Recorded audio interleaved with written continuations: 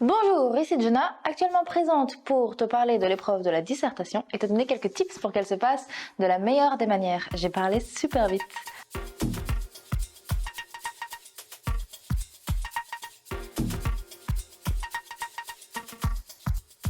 Déjà, moi je me rappelle, quand j'étais au lycée et qu'on parlait de la dissertation, c'était l'épreuve un peu horrible, qui était beaucoup plus compliquée que toutes les autres épreuves parce que ça demandait une réflexion bien plus poussée, etc., que par exemple le commentaire.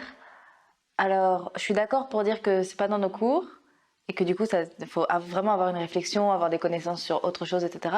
Mais pour moi, c'est aussi difficile que le commentaire, comme ça au moins on pose les bases, aussi difficile que le commentaire, parce que le commentaire demande une connaissance de la syntaxe en règle générale qui est tellement poussée que je les mets oui, bien, tout à fait d'accord avec toi, Juna. Je les mets au même niveau. Comment ça se passe? Sur ta feuille d'examen, tu as une question qu'il faut commenter ou discuter, si tu n'es pas d'accord avec cette question, à l'aide de tes connaissances. Quand je dis connaissances, je parle tant des connaissances personnelles, que ce soit des livres que tu as lus, des films que tu as vus, des musiques que tu as entendues, de peinture, peu importe, connaissances personnelles, que celles que tu as apprises à l'école, donc qu'elles soient au programme ou non. À savoir qu'évidemment, lorsqu'une question est posée, il est attendu à ce qu'il y ait une ou deux références de ce que tu as appris pendant l'année parce que c'est lié au programme. Attention, je ne te dis pas de citer tout et n'importe quoi. Si tu as envie de citer l'UJPK sur une question sur le mal-être personnel, par exemple, tu vas pas dire, comme le dit l'UJPK, rappeur dans sa chanson Pas à ma place. Tu dis pas ça, vraiment tu ne dis pas ça. Mais tu peux dire, comme le dit le rappeur et poète rennais du XXIe siècle, Ludi PK, dans son morceau Pas à ma place, qui parle de...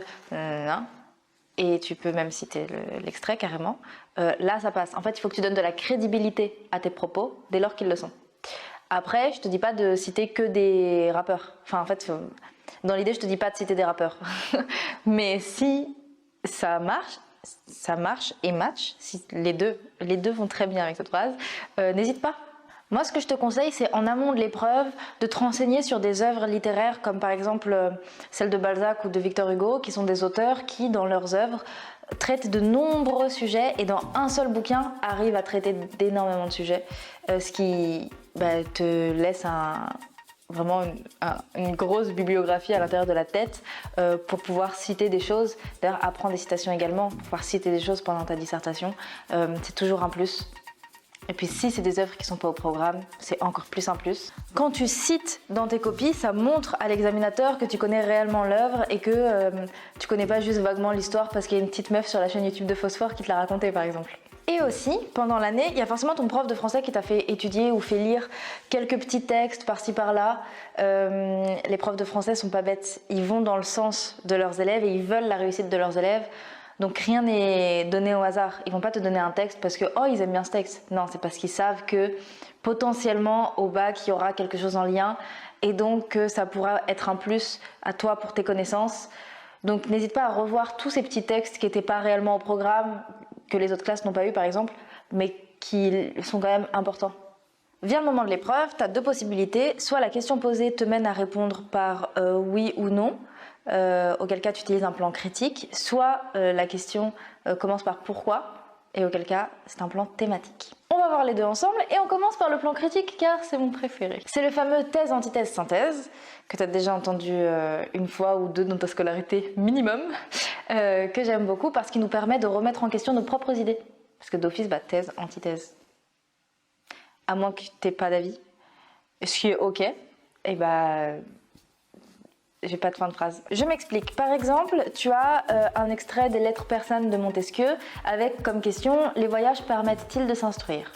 C'était un ancien sujet. Waouh, c'était difficile à trouver ce mot. Dans la première partie, tu dis que oui, parce que le voyage permet de découvrir d'autres cultures, d'autres modes de pensée, de manière de vivre, etc. Ensuite, hop, petite citation. Dans la deuxième partie, tu dis que non, parce qu'en fait, on prend des photos qui existent déjà, on est dans des groupes de touristes, on confirme nos propres préjugés lorsqu'on voyage. Et dans la troisième partie, tu dis tout dépend de notre manière de voyager. parce qu'on en apprend beaucoup sur soi lorsqu'on est serré dans un bus à la frontière colombienne et pas quand on est sur un transat all-inclusive à Marrakech, par exemple. Je dis ça comme ça.